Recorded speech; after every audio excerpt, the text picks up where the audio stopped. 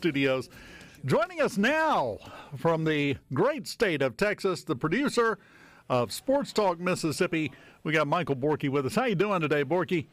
Doing good. You've got a good shot of half of Hey Dad back behind me, too. And right before you kicked it to me, you also had a really good shot of Richard's behind. So off to a roaring start now. And I don't know who did this. I suspect it was you, but I have a perfect shot of the top half of Richard staring at me from the monitor over here as the background. That's Brian Haydad. Okay. Is who did that. He has once before trolled that studio where he put pictures of Hillary Clinton, and I believe it was the picture of her doing the "what difference does it make?" with the hands, and left it for Gerard one day. So he's done that once before too. Yeah, well, let me just tell you, it's a little bit unnerving to have Richard just smirkily staring at you with his arms folded for the entire show. But we're making it. It's okay. You guys are over there. It's big week. It's a big week, period, across the board, it seems like. Of course. You guys have something a little more positive to focus on with the SEC Media Days. Yeah, it's interesting. The commissioner, Greg Sankey, spoke a little bit earlier today, and he kind of touched on that, where and I was surprised he did it. He brought up what happened on Saturday, the assassination attempt, and parlayed that into sports are something that when you go to Tennessee, for example, there's 100,000 people in that stadium. And those 100,000 people, there's absolutely no way they're all like-minded. They don't look alike, they don't think alike, they don't act alike, but there in that moment, there's 100,000 people who all are unified in their joy of sports. And he talked about how sports are something that is like a great unifier, and we need more of what sports brings to us in our lives. And actually, when he first brought up what happened Saturday, I thought this is a not risky, I would say, but this is certainly something that a lot of people would have avoided. And I really liked the angle he took, where it's, although sports are not as significant as what happened, they still provide a great service to society as a whole. It's very interesting, and I actually really enjoyed what he had to say today. Well, and I think it's a great illustration, too, of the fact that we're the thing that we're starting to hear from both Republicans and Democrats going into the convention this week is that, we have to unify. President Trump posted out and said, "Unite America." That takes finding common ground. And what you're talking about with those 100,000 people in Tennessee, they all have different opinions, different likes, different lives, different dislikes. But they find some common ground and they can come together peacefully. That's exactly what Sankey, I think, may have been, insinuating with that, and he's exactly right. For sure. And obviously I use Tennessee as the example, but there's 64,000 people that'll be in Vaught Hemingway here not too terribly long from now. There will be another 60,000 people in Starkville, and there's no way, even a state like Mississippi, there's absolutely no way that everybody there thinks the same. And so it's why I love sports so much.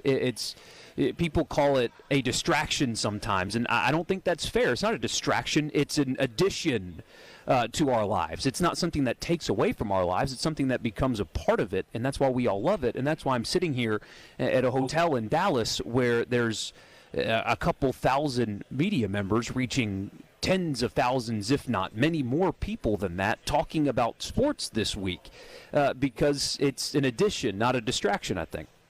Well, I would say it's a big day for you over there today, but every day this week is a big day over there at the Media Days. What do you have going on? Is it Ole Miss today? So it is Ole Miss today. State will make their rounds on Wednesday. So we'll hear from Lane Kiffin and the three players. They'll actually be on our show with us, but, of course, also making their rounds here. And very interesting for on a couple of fronts. One, on Lane Kiffin, his father sadly passing away recently, and his father was a giant in the game of football. So I assume that there are going to be some pretty great anecdotes that he's going to share with us. Monty Kiffin is, I said a giant. He was the architect of modern defense. And just a beloved guy on top of that. So that will be something that he'll talk about a lot. I'm very interested to hear what he's got to say. I don't know if eulogizing is the right word, but talking about his father. But when that gets set aside football.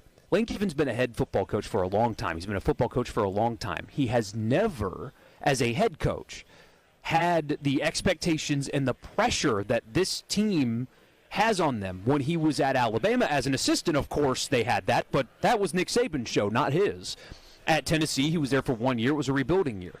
At USC, they never had championship expectations or the pressure of that. And when he took over that job, they had crippling NCAA sanctions. He ended up getting fired there. His 1 year at the Raiders, they didn't have that. So the pressure that is, and when he was at FAU, obviously they weren't competing for a college football playoff spot. So this is the first time where a Lane Kiffin coached head coach team has realistic, you need to make the playoff and compete for a championship or it's a failure kind of expectations. And he's going to be asked about it, and I'm very curious to hear his answer because this is, despite his long career, uncharted territory for him as a head coach. Well, and you know just as well as I do, when you reach that kind of territory where it's make or break, but the stakes are higher than they've ever been before, that shows you a lot about who a person is and how they respond to that, I think. Absolutely, and he's ready for this. He's been groomed for this. I mean, last year's Ole Miss team had a really high level of expectations, and they played in some high-profile games, and so, you know, he's been there. But this is a little bit different, and they're not shying away from it to their credit. I mean, and he won't today. He will be asked about championships, and he will acknowledge that's Ole Miss football this year. That is the goal, and the players will talk about it with us, but it's definitely different. And, you know, people, Ole Miss fans, I've learned, are scarred in some ways from the past. I mean, there was that Sports Illustrated cover before the 2009 season where they went to South Carolina and got beat on a Thursday night. I was at that game, actually. I was still in high school, but it hasn't been like this. And the good thing for Ole Miss, the positive spin, is they have a very experienced and veteran team led by an experienced and veteran quarterback. And so it would be different if they were going into this with some hotshot freshman or somebody like that, or maybe even a transfer. But these guys, the ones that they're going to lean on the most, have been around for a long time. Quarterback's been around. This is his fourth year drawing starts at the Division I level. Now, one of those years was at USC, but 3-year starter at Ole Miss at quarterback. Trey Harris, wide receiver. I mean, they have that. These guys have been through it already, so they shouldn't be surprised by anything this year. That's a positive spin for you. Yeah, definitely. But it does. All of those facts raise those expectations, just like you were talking about. And that to me, is the big issue they're going to have to deal with this year, because that impacts everybody on the team, not just Kiffin. They're no longer the hunter. They are the hunted. I mean, when they go to South Carolina, not a particularly good South Carolina team, but that game will feel different than your typical Ole Miss out at South Carolina game, although there hasn't been really many. But following the logic, because Ole Miss is going to come in as a top 10 team. They're not just going to be Ole Miss. They're going to be top 10 Ole Miss, where the fans and the students are going to think, you know, if we win this game, we're going to storm the field and do all that stuff. That's Ole Miss this year. They've got the proverbial target on their back, as opposed to being the hunter in years past. Everybody knows who Jackson Dart is now. Trey Harris, when he sits down with us, I'm going to ask him. This time last year, nobody knew who Trey Harris was. Now everybody knows who Trey Harris is, and you're going to get every defensive coordinator's game plan centered around, this guy can't beat me anymore. So a lot of new, a whole lot of new, a lot of pressure, a lot of expectations, but this is what Ole Miss fans have wanted, right? This is what they've talked about building to this point. Can they respond? We'll have to wait a few months to find out, but they're going to really have to answer to that today. I'm reminded of that I think it was Nick Saban that made the quote, said, when you beat Alabama, it's the biggest game of your entire year. When we beat you, it's just a Saturday. Yeah, but this year, like with Kentucky and South Carolina and Arkansas and these teams, that'll be you. That will be Ole Miss this year, is the win that will mean more than most wins. You guys are there all week through Wednesday, right?